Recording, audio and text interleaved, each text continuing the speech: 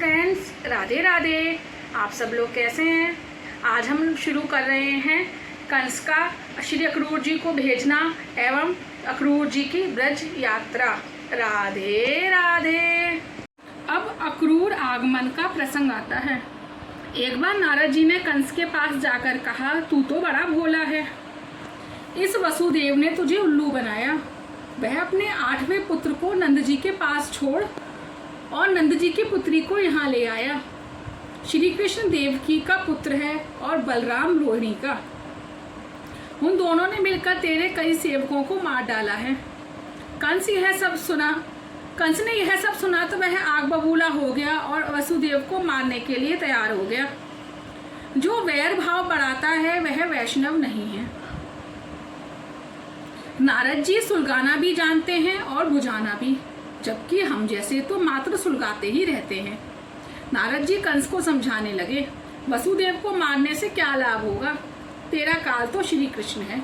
यदि तू वसुदेव को मारने जाएगा तो कृष्ण समाचार पाते ही भाग निकलेगा। सो तू उस कृष्ण को ही मारने की सोच। कंस सोचने लगा, अब कृष्ण को किस उपाय से मौत के घाट उतारा जाए। ब्राह्मण ने राजा से कहा, तुम धनुष यज्ञ करो। इस यज्ञ से यजमान की आयु बढ़ती है और शत्रु मर जाते हैं। किंतु यदि यज्ञ के आरंभ में 5 दिनों में विघ्न आए तो यजमान मरता है। उस समय कंस के कुछ मल्ल आए। उन्होंने कहा, अरे वह छोकरा क्या करेगा? तुम्हारे काल के भी काल हैं हम तो।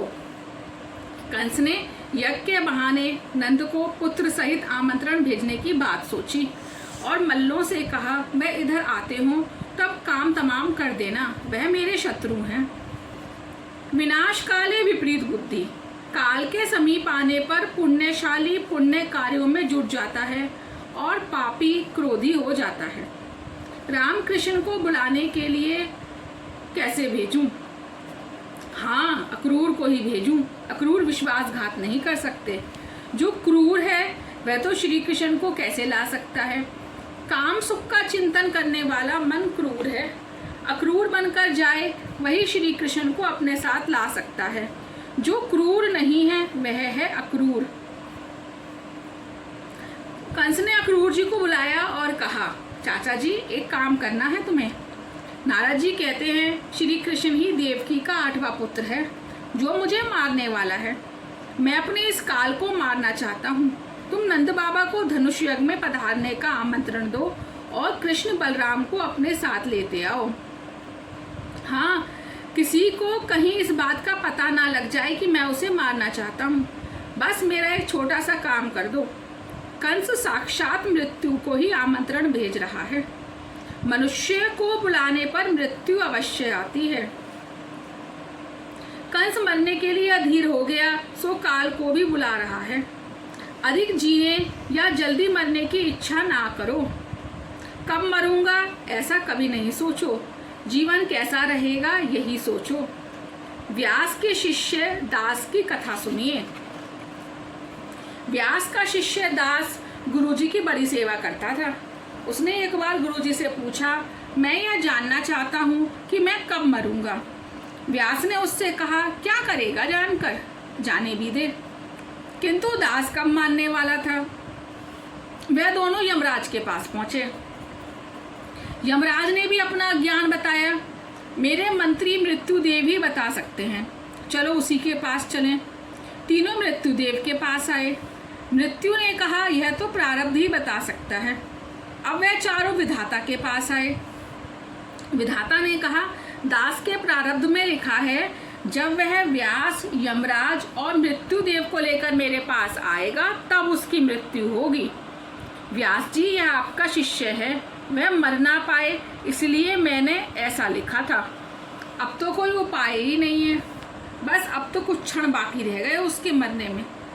मृत्यु कब होगी ऐसा सोचना व्यर्थ है। यह शरीर तो हर क्षण मरता जा रहा है। मरने जीने का विचार अधिक ना करो, यह दोनों विचार बाधक हैं। सो इतना ही सोचो कि अपने हाथ कुछ पाप ना हो। परोपकार और पुण्य कार्य में ही जीवन व्यतीत हो जाए। कंस, अक्रूर जी तुम कल गोकुल में जाओ और कृष्ण बलराम को ले आओ। यह बात गुप्त ही रखनी होगी। अक्रूर जी, तेरी आज्ञा है तो मैं कल गोकुल चला जाऊंगा। कंस की मृत्यु निकट आ रही थी, सो उसने श्री कृष्ण को आमंत्रण भेजा। अक्रूर राजसभा से निवृत्त होकर घर लौटे। सारी रात नींद न आई। वे कृष्ण का दर्शन करने के लिए अधीर हो गए। प्रातःकाल में अक्रूर जी शीघ्रता से संध्या आदि कर्मों से निवृत्त हो गए। कंस का स्वर्ण रथ आया तो अक्रूर जी सवार होकर गोकुल की दिशा में चल निकले।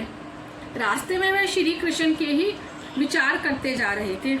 मेरा भाग्य उदित हुआ, आज भगवान के दर्शन होने जा रहे हैं।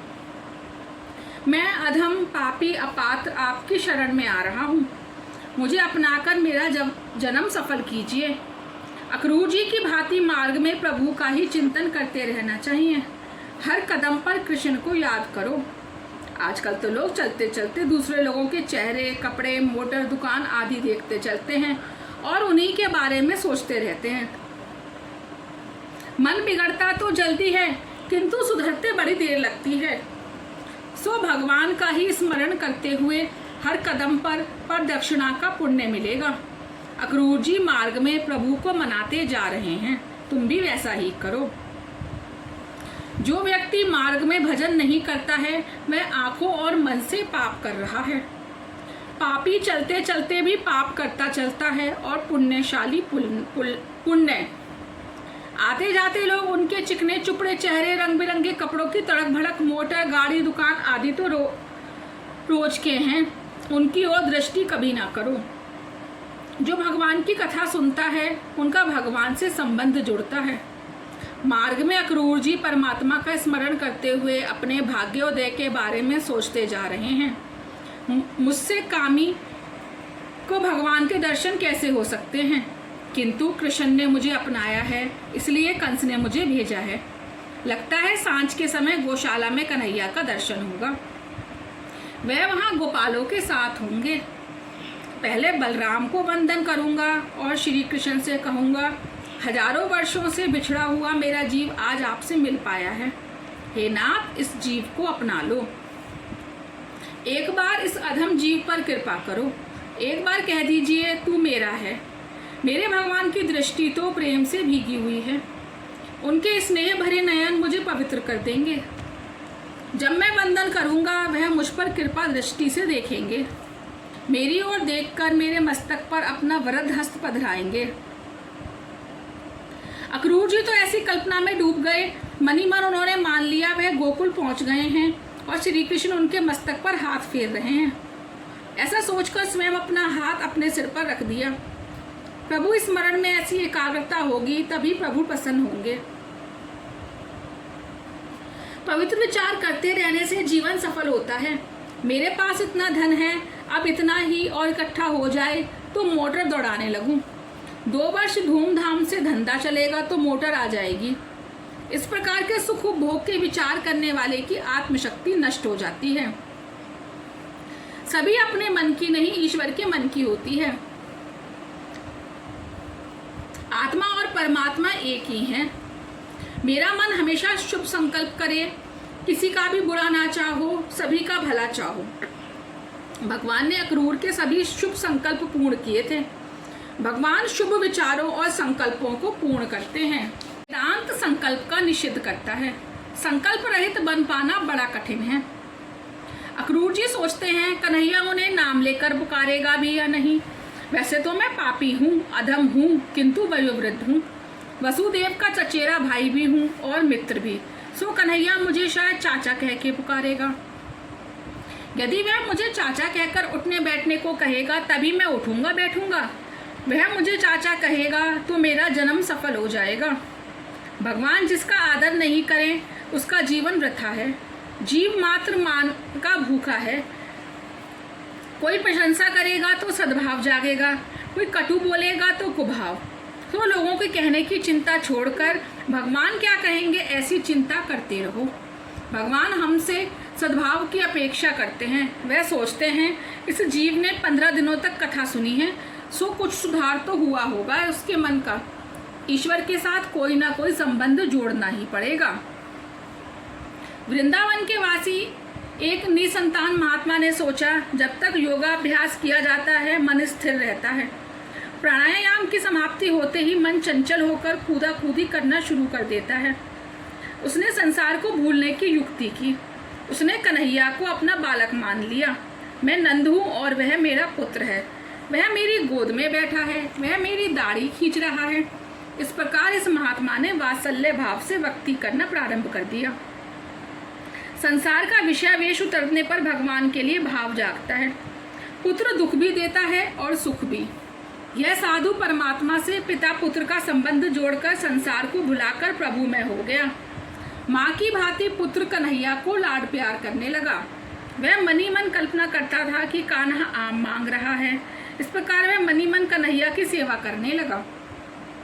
कन्हैया तो ऐसा बोला है, मन से देने वाले पर भी प्रसन्न होता है। साधु गंगा स्नान करने को तैयार होता है तो उसे लगता है कन्हैया उससे कह रहा है, बाबा मुझे छोड़कर कहीं ना जाना। मानसी सेवा में लीन साधु यात्रा करने के लिए भी कहीं नहीं जा सकता, क्योंकि उसका बेटा कन्हैया अभी छोटा सा बच्चा है। उसकी देखभाल कौन करे। राधे राधे। आज के लिए इतना ही। इस टॉपिक को हम कल पूरा करेंगे। धन्यवाद। राधे राधे।